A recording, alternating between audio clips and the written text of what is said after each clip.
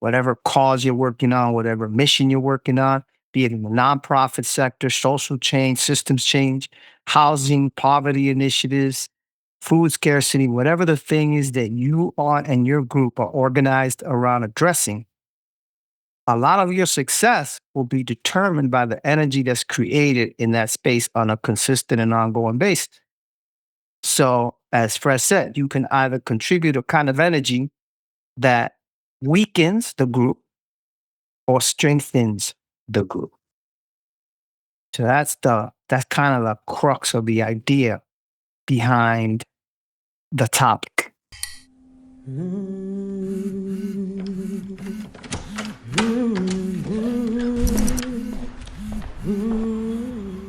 Welcome to Sustaining Social Change for leaders working on the front lines of structural transformation.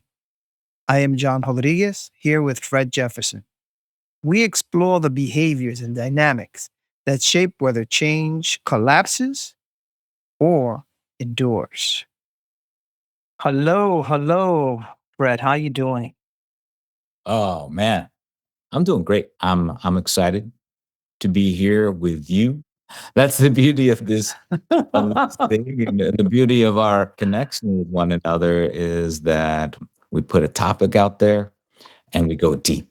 And that's one of the most important things for me to do with you today is to go deep and really talk about what does it take for leaders to show up as their best every time.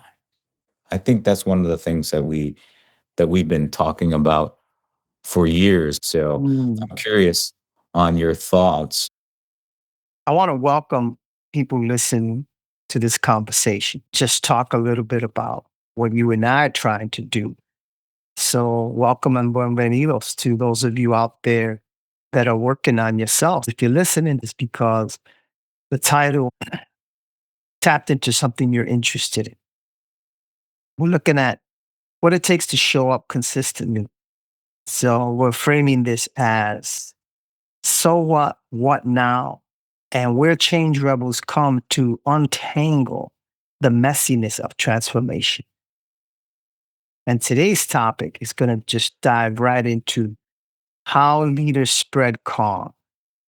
How do you show up when it's difficult, when you're not necessarily at your best? How do you get to be at your best?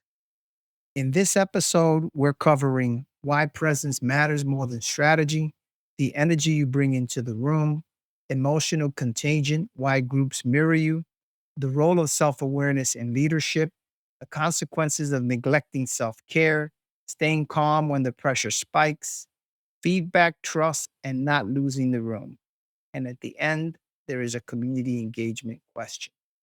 Thank you, John. Hello, everyone. This journey that I'm on with all of you is truly about leadership. It's about going deep. It's about having impact in the most powerful way. And as I said before, the fundamental question is how do you as a leader show up as your best on purpose every time and not by accident? I think one of the things that John and I are going to try to do is to help you understand that your energy, the way that you show up impacts the system, right? And it's really about another question. Does your presence uplift the room or weigh it down? And why is that important? Right? And why is it important, especially for folks who are in movement spaces, BIPOC leaders? You got to understand the what that drives you, the so what, why it matters, and the now what you can do. Right? That's going to be our conversation today. So, John, where do we want to go next? We'll start by just where am I at when I walk into the space? We've all had that experience. You walk into a room and you sense the vibe in the room. Is it a positive, upbeat kind of vibe? Is it a down kind of vibe? That's familiar to most of us, I believe, to many of us. So the idea behind today, the is what is that? What is my role in that? So we're talking about from the leader's point of view, the facilitator's point of view, the person responsible for contributing to the conditions of success in the space, in the organizing space, whatever cause you're working on, whatever mission you're working on, be it in the nonprofit sector, social change, systems change, housing, poverty initiatives, food scarcity, whatever the thing is that you are and your group are organized around addressing, a lot of your success will be determined by the energy that's created in that space on a consistent and ongoing basis. So, as Fred said, you can either contribute a kind of energy that weakens the group or strengthens the group. So that's kind of the crux of the idea behind the topic. So, John, can you tell me a little bit more about what do you mean by your energy? What can you give me an example of what you're talking about? Sure, sure. So sometimes I tell myself, I walk around believing my presence is positive. I want to believe that my presence is uplifting people, uplifting the energy in the room. And I may be even unaware at times that I'm not doing that, or I'm experiencing something or living in a way and acting in a way that is negatively impacting people. So my intention is to work on this awesome, great, important cause and movement that we're working on. However, the impact that I'm actually having is different from my intention. The impact that I'm having may actually be draining some folks or not contributing to the collective well-being and harnessing the energy in the space. So how we show up around that has a lot to do with our awareness. What kind of energy do we have? So this is where Frederick and I have been exploring the concept of, is that energy contagious? So we've been giving that a lot of thought. Is the energy contagious? What's the contagion factor that you're contributing for the positive or the negative in a space, but especially when it's negative? Hmm. Well, John, I think it's important for us to talk a little bit about the psychology here, right? This idea of what you're talking about, energy is. It's important for us to focus on this concept of emotional contagion, Mm, mm, right? It's the process, it's the phenomenon of how one person's emotional state, positive, negative, can impact the group, and it usually happens unconsciously, right? Because you just mentioned, there's sometimes I've walked into a room and I felt the energy, right? It's like, mm. oh my goodness, what's going on here? Something's happening. Something's happening. I'm feeling it, but I'm not sure if I can influence and make a difference there, right? By understanding that there are these things in our brain called mirror neurons that are tied to our emotions, and that can be both positive and negative. It's the fact that you walk in the room, and if I got a smile on, usually I'm going to have a positive impact on you. And we felt it this morning, right? And every check-in that we have, some days it's like, oh man, John, dude, I had a bad day. My plumbing went out, and I watch you mirror my body language, and not in a bad way, but in a supportive way, in a way that says, I hear you, man.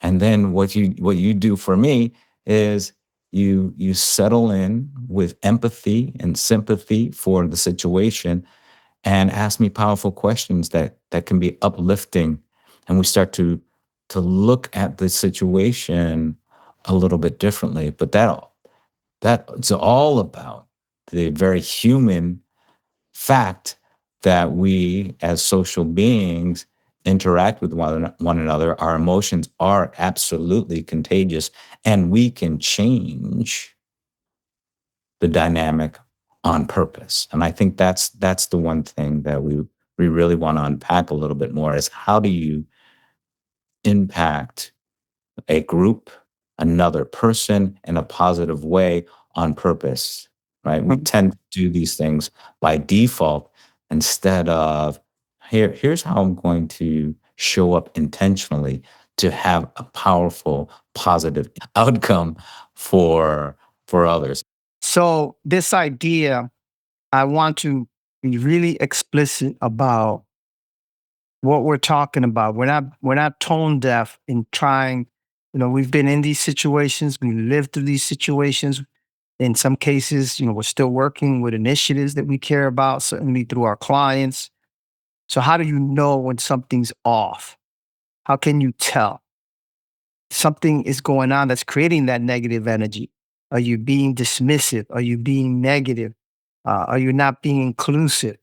Are you depleting the energy in the room through the way you're addressing people through your body language? Some of this you may be aware of, some of this you may not. Some of this people may be giving you feedback, sometimes they don't.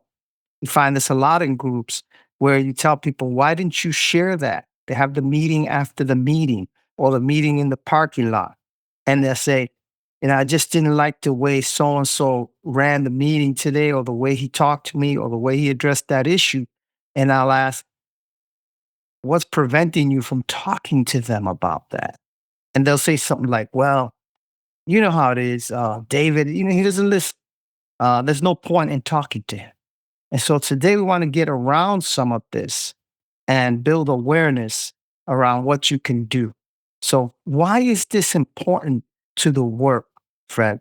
Why does this matter to be aware of this phenomena of contagion? Well, for oh my goodness, for a lot of reasons.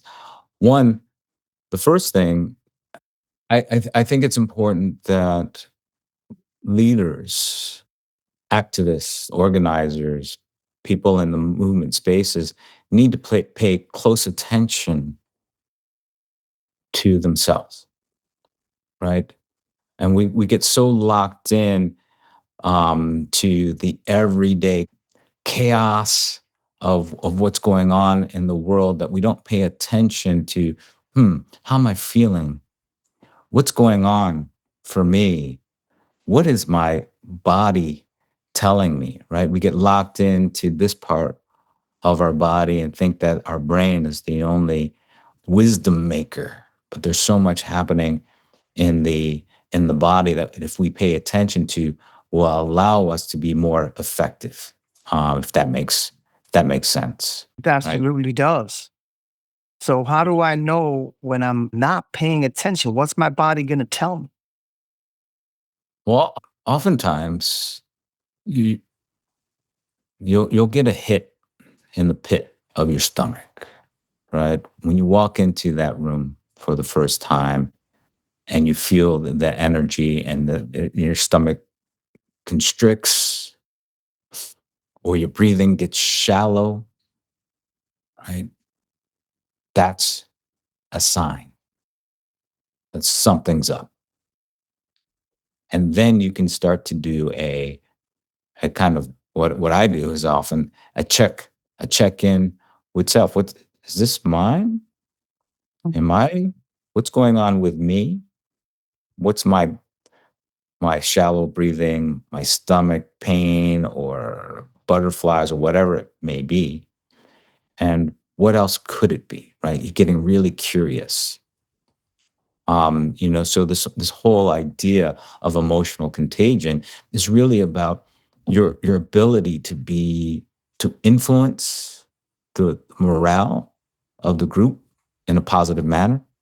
It's Emotional contagion is about the opportunity to create what I like to call brave spaces that allow for healing and growth. Emotional contagion, understanding that allows you to understand that I can regulate my emotions in a powerful way. And at the end of the day, if I do all this right, if I understand emotional contagion, if I pay attention to self and other, I can amplify the impact that this group can have. And then I can reduce chaos. And like we said in the beginning, I can amplify this idea of calm. So the physiology is part of it, the mind is part of it. And as we move into why all this matters, why this is important to movement work and people working on social and systems change initiatives and unpack that, I just want to make sure that the listeners are grasping what is this thing and how do I know? And we're going to get into how you combat some of these things after we talk about why it's important. We're not ignoring that. We're just trying to go in an order to define clearly what might people be going through that they're not aware of and that they're aware of and that they can notice. So the physiology is part of it. One of the things that I'm noticing, oftentimes in many of these meetings, people are walking into organizing events late at night, tired after a hard day, consuming all kinds of things, lots of coffee, lots of caffeine, maybe a lot of soda, maybe a lot of sugar. And so when I think about this physiology, I'm wondering, I know for me, when I drink a lot of coffee, I have a more difficult time self regulating and staying self aware. The caffeine starts to hijack. And so, is that part of the physiology? And how does that connect to the preparation, the emotional state that might be causing this? Yeah, I think what we're also starting to get into is this idea of resilience and how everything that we do, everything that we put in our body, everything that we consume on media, everything that we experience with others is impacting the system, right? And so when we talk about resilience, which is basically the ability to bounce back from difficult situations, the stress of the day, right?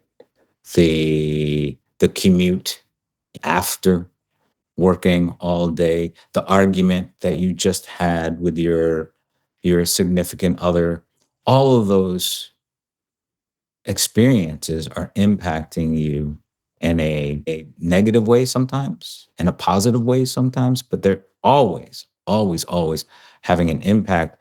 And we need to understand and be able to understand this concept of resilience and how well we're able to adapt to stress, to trauma, to tragedy, to threats, to any sort of adversity. One of my favorite quotes, and I've said it to you a few times, is "Blessed are the flexible, for they never get bent out of shape." Mm-hmm. Mm-hmm. Right? That's good. It's always about adapting, coping, not avoiding the issue, but understanding the issue and applying your critical thinking skill to be able to make sense of any situation at any time. But it gets right back to this idea of how do I show up in the most powerful way. Why does this matter? When people are experiencing all of these things that we're talking about, what are the consequences of ignoring this? Why does it matter? And so those are the things that undermine all the hard work you've been doing, all the hard work you've been doing on your cause, on your movement work, organizing, recruiting, the systems work, organizing to take on large institutions, governmental institutions. And so it matters because when you don't do this, right, all these things that we've just shared, you begin to burn out, you begin to show fatigue, you begin to misbehave, you begin to unravel all of the work. People, you know this because people stop showing up. So most of us have been in a situation where we're working on a cause, we're working on an initiative, we're starting to feel some some fatigue, and we're wondering, where is everybody? Nobody's showing up anymore. Fewer and fewer people are doing the heavy lifting, the heavy work. Well, does that have anything to do with the way the leadership is managing the experience, driving the experience? Right? If I'm burnt out and I'm tired, I'm less patient. I'm blaming more people. I'm behaving in a manner that causes people to vote with their feet and say, you know what? As important as education reform is to me, as important as healthcare access is to me, I just can't handle doing it in this room with this leader, this set of people, because I'm not feeling included, appreciated, and their anxiety or their behavior, their impact on me is too fatiguing. And in some cases, remember now, we're dealing with folks that are volunteering or quasi volunteering. It's extra and above beyond their regular work. And in some cases, there are people that are charged with or where this is part of their job descriptions. They have lots on their plate. So, what we want to do is create the kind of energy that inspires, where people want to do more. We've also been in groups when people act out of residual energy.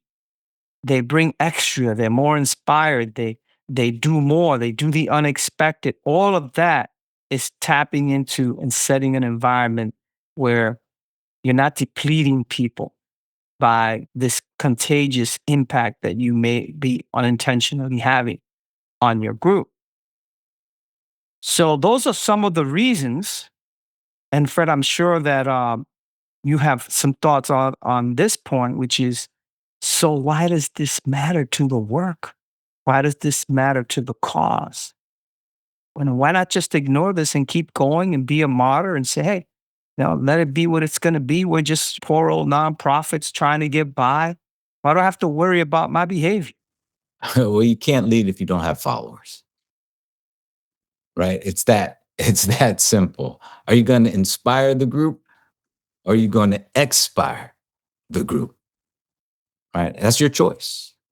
Right? And if you do not pay attention to how you may be building trust or breaking it, well, there's no one's going to follow you and you're going to burn out and you're going to be the martyr. Oh, it's only me. I'm the only one that can do this. I want to be the hero of my own dream, but the actual product, the actual action, the actual change and transformation never occurs, and you're just left with yourself, burnt out, and disappointed. Right? If you want to prevent that, then you got to pay attention. Hmm. Got to pay attention and to understand that any unchecked energy is going to lead you down the negative road, and we've seen it, we've experienced it. I've seen it happen over and over again when leaders do not pay attention to how they're impacting the system. How you show up in the system impacts the system 100% every single time. And most leaders never see that they're the problem. Why did this fail? The first thing that happens in the mind, well, I'm going to blame the volunteers. They're not motivated. They don't show up. They don't listen. They're not smart enough. All of that, seen it over and over again. And it makes me turn my head, go, what's your part in this story? What do you mean? Is often the blank stare. And what do you mean? I said, what if you're the problem? That's my favorite coaching question. What if you're the problem? So if you are the problem and this initiative fails, it matters because the consequences on the people you care about, the people you're trying to support, the wrong you're trying to correct, the housing that won't be made available, the programs that won't be made available, the healthcare that won't be made available, the rights that won't be made available because you're undermining your own cause. So that's why this matters. That's That's the right. so what of this. Some people say, well, so what? Well, So what? You're causing your own failure. So now we're going to get into now what? What's next? Once you have this awareness, you notice people are leaving, you notice the frustration, you notice you're feeling fatigued, and you want to try and get a grip on yourself. Now what, Fred? Well, that's the recognition of that, that you want to do something different. That's a first step, right? There's so many ways to start thinking about what is your what I call your discipline for self-awareness, for self-care, for really, if we want to use the term resilience making, it starts with figuring out what could be your daily practice.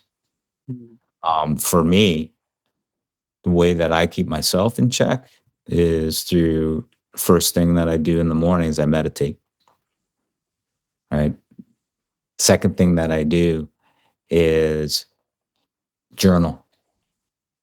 Third thing that I do is hydrate, eat breakfast, and get ready for the day, right? And so, and then people will ask, well, what does this journaling thing actually do for you?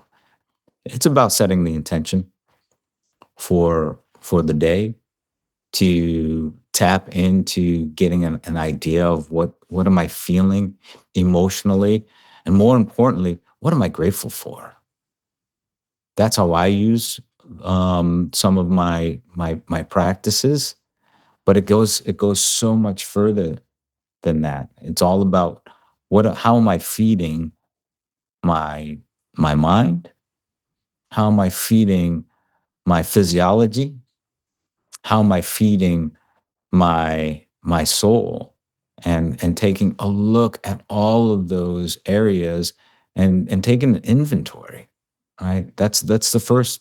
How am I positively impacting my thinking, my physiology, and my spirituality? And what are some of those things that I can do to become more holistic? Why? So that I can lead effectively, and why I can be a catalyst for transformation in a much more powerful way than I have before. So starting with the disciplines of a daily practice, and it doesn't have to be a lot, right? What are the quick wins? There's nothing wrong with meditating for 2 minutes, or writing for a minute, setting your goals for a minute of how you want to show up. You start to create a virtuous cycle of positivity that's literally, we'll get back to emotional contagion. How you show up impacts how others show up. And let's try to do that in a positive way. Let's unpack that a little bit. So Sure. that was a really good description of where you have arrived after decades of practice and Mm, awareness around regulating yourself so that you can be at your best. And with my interactions with you, that's like 99% of the time. So this is working for you. And clearly you have found a way to do that. Um, mm, without regard to whatever else may be going on in your life at the time, when we have to you engage and you just seem fully present and aware. So when we think about the folks that are out there listening, that tuned into this and are watching it, they're trying to regulate their temperature. They're running on red in some way, and they know something is not right. They're struggling with something. They might have stuff going on at home, financial issues, family issues, caregiving issues, all kinds of things happening within their lives, and things that are not necessarily completely in their control. Then there's some things they can't control that have to do with their exercise and eating and all the kind of things that people, I'm sure, are hearing a lot about, just self care and what's that about. And all of this, they overlap. All these things overlap in a way that can support or undermine the thing you're trying to do in the world, the thing you're trying to be successful at. And if you have responsibility in a group for showing up or leading, You just don't get a pass on these things. You have to show up as effectively as you can. So, how do we do these things? So, Fred outlined something that works for him. What situation are you finding yourself in?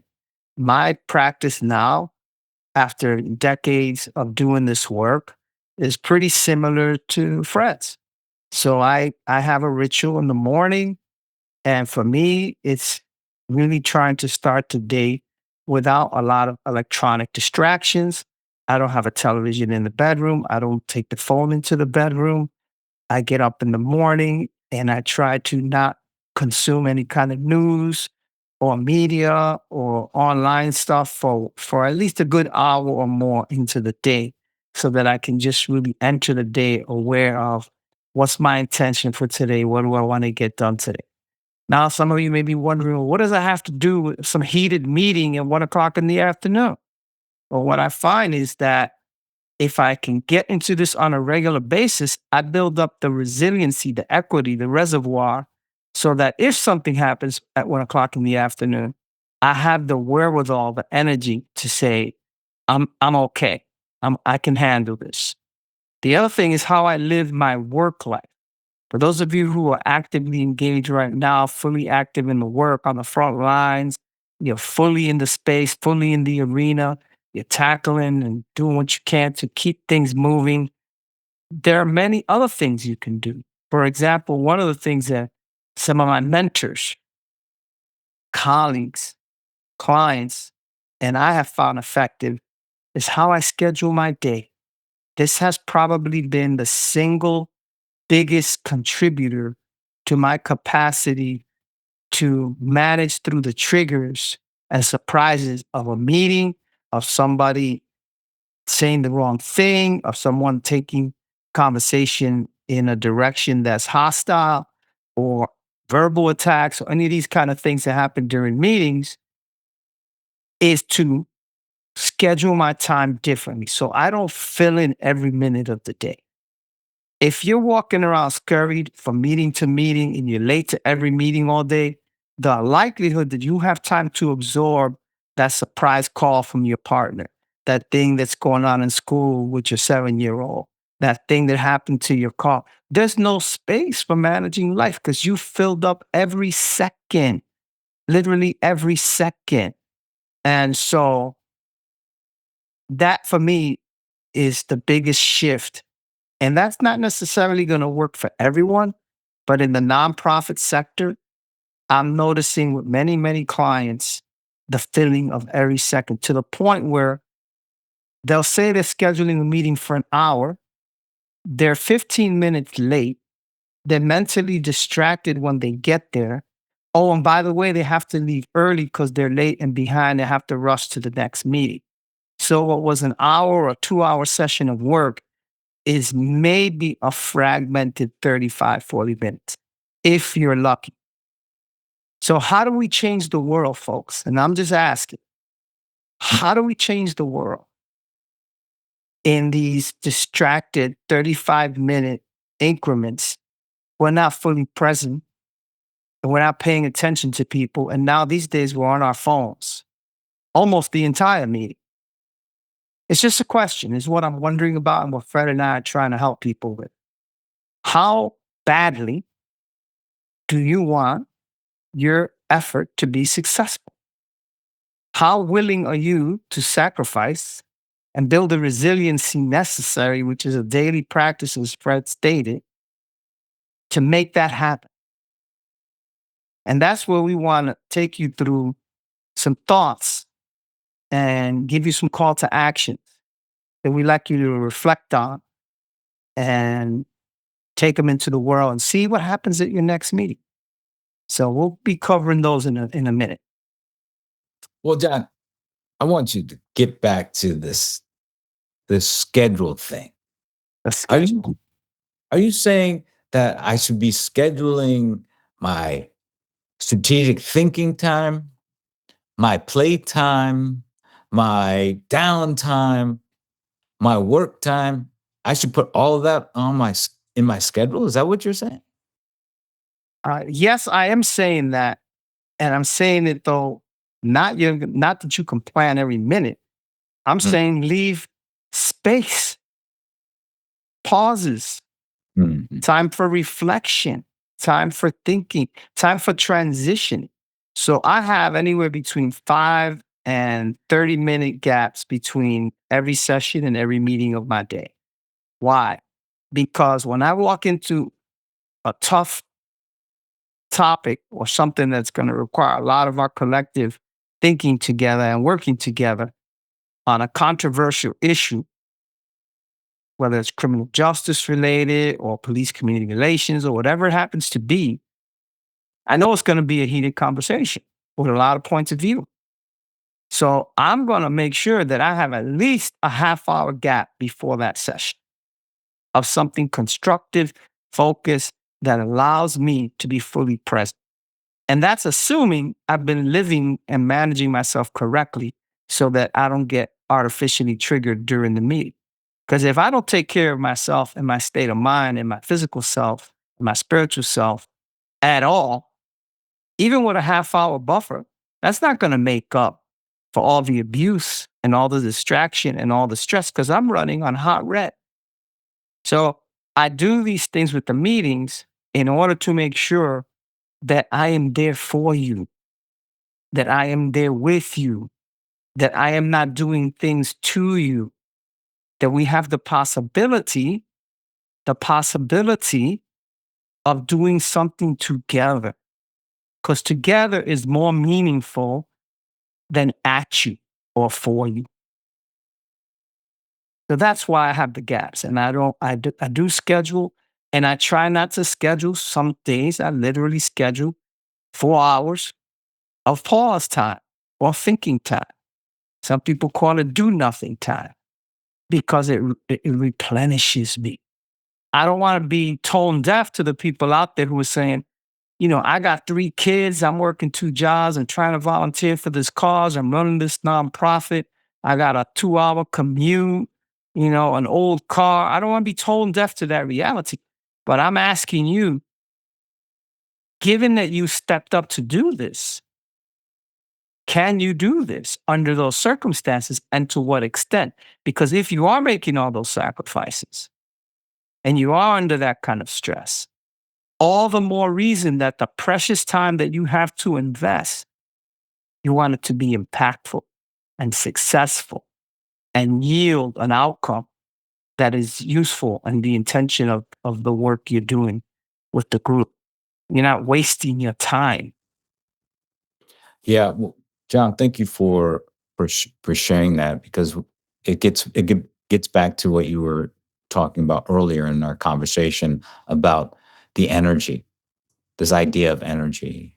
And what we didn't discuss was the fact that our energy is limited, right? We don't have limitless, endless energy to give out. We all know this, right? After a day of hard work and then stepping into a leadership position, when you're tired, you're not your best self. Mm, And what you're doing is you're using a a technology called your schedule to create that respite in the storm, right? And one of my favorite quotes, I can't remember at this moment who said it, but you can't stop the wave, but you can learn to surf, right? And so the action of learning to surf is how do I absolutely engage in a positive outlook even when I'm tired, right? That's the psychology of and the mhm. power of the reframe. How do I regulate my emotional state? Well, you just said it. I factor in, I actually plan for rest in my schedule. I put it in there. That's a half hour break, which allows me to adapt and be flexible in the moment with my next problem that or meeting or engagement, right? That rest allows me critical access to my prefrontal cortex so I can problem solve quicker, faster, better, And the other thing that you didn't say, but I know that happens, is that you schedule social activities, social support, right? And all of this is really important when we're thinking about how do I show up as my best self every time, all the time, even when I'm tired, right? And you just laid out for us a really powerful way of starting to do that work that we know that we've developed these practices over years, and it all started in the same place. pick one Pick one thing that you can do tomorrow that's going to help you be a better leader tomorrow. Exactly. So we can't possibly know what's going to work for every person that's listening.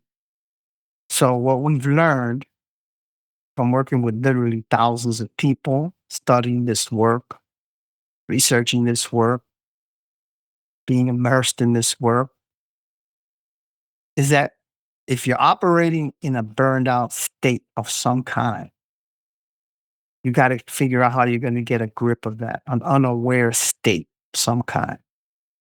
So here's one of the things we promised earlier that we would share with you toward the end. You can go ask someone that you work with, people in your circle, could be family, friend, people in your coalitions. I can say, James, what are you up against when you're working with John? How am I getting in your way of showing up fully? Because James' response is going to give you information, it's going to give you an emotional connection and a tangible connection. If there's a barrier, something you can work on. That gives you the incentive to say, based on information of your unique experience, not what Fred and I are telling you, but of your unique experience. Because James is telling you this, James works with you, and you rely on James, and he relies on you. And he's telling you, John, when you get impatient and cut me off during meetings, I feel dismissed, and that is not inspiring. So now I have a specific thing to work on. That's my incentive for journaling, for whatever I need to do, therapy, counseling, eliminating things from my calendar, stop committing, stop saying yes to everything, whatever the thing is that's real for you under your circumstances. James' response is what's going to give you the incentive to say, yeah, I think I need to look at that. And if you ask James and you ask Mary and you ask Nidia and you ask Sarah, and guess what? They're telling you similar things. You know something's up. That's right. If one person gives you feedback, eh, take it or leave it. But if two, three, four, five people give you that same feedback, which is a gift, by the way, you better pay attention, right? And John, I thank you for bringing the practicality to our conversation, because you can't really know yourself, develop self awareness without the presence of the other. That's the hard part of this. It's like it's not a singular game. This is a social game. And John and I, we believe wholeheartedly that feedback is a gift. And going to your trusted people and to ask for and to elicit feedback, wow, you're it's courageous, right? Because you might hear some things that you might not want to hear, or you might not like. But if you're showing up in a way that's having a detrimental impact on another person and they say exactly that, well, what's the change that you need to make in yourself so that you can be more effective, right? Becoming more effective is hard work. Period. We're not going to sugarcoat it. Doing these things is not easy. It takes discipline, and there is so much payoff when you do it. When you ask Mhm. for that feedback, when you ask for help, when you admit that you can't do it all, that's when powerful change happens. And it takes vulnerability, it takes humility, it takes knowing yourself, what you can and Mhm. cannot do, and surrounding yourself with people that can do things better than you can. So how do you check your ego at the door? I think that's another day for another podcast episode. But those are some of the questions, powerful questions of self that we should be asking. So thank you for that. And thank you for the segue. Today, we really just tried to focus on your self awareness. It's contagion, it's contagious, the good and the bad of how you show up, depending on how self aware you are and the impact you're having on the groups you work with and the causes you're working on. So, what we'd like to share for today is that we're in the process of building community. We wanted to coalesce, partner with, discuss with change rebels out there in the world who are trying to make our society a better place so that more people can thrive and have a higher quality of life, regardless of where you came from, your life circumstances, and what your particular situation is. And so we're thankful for those of you who are doing the heavy lifting. We want to be a resource to you as you engage this work. And that's the effort that we're putting into and investing in developing this podcast and making it something meaningful for you to use as you embark on this journey. So please reach out with your comments and feedback and ideas. So until next time, spread the calm, not the chaos.